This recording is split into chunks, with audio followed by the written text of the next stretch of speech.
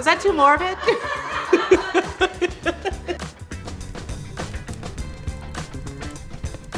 So, for people who don't know, successions are basically a real estate term that we use for inheritance. You know, it's not just a real estate term, but it basically is what happens when somebody passes away and the chain of their ownership, you know, and it could be minor things. It could be somebody's coin collection.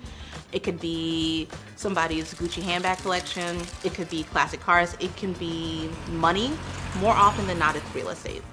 And most people, because they don't like to plan for their own deaths, pass away without wills. And when that happens, there's just a certain chain of things that have to be done in order to make sure that property is passed down to the right people.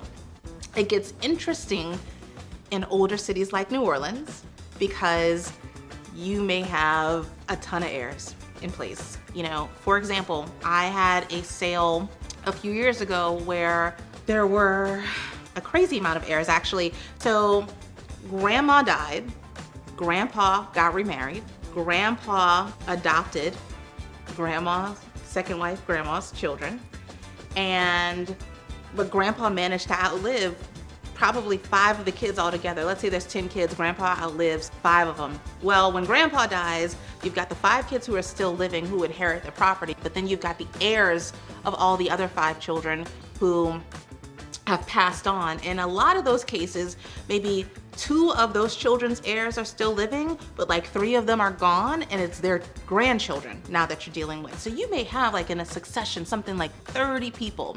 And if there's no will, or if no one has taken on the task of becoming an administrator, then you might literally need 30 people to sign off on a sale.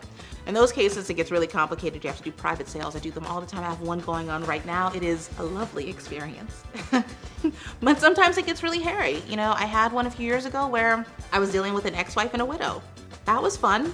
That was a real good time, but you know, you get it done. You do what you need to do to get it done. A lot of times dealing with successions is just having an open mind and a kind heart, to be quite honest. Being patient and hearing what someone's concerns are, because you may have to address concerns of all 30 people and give all 30 of those people the space to be heard. And in a lot of cases, giving 29 people the space to be heard and that one person the space to scream. And that's just what it is. That's successions. It is a necessary part of life. It's just what has to be done. There's no way around it. That's just real estate and death. You know, real estate, life, and death. It all goes hand in hand. Yay, successions. Is that too morbid?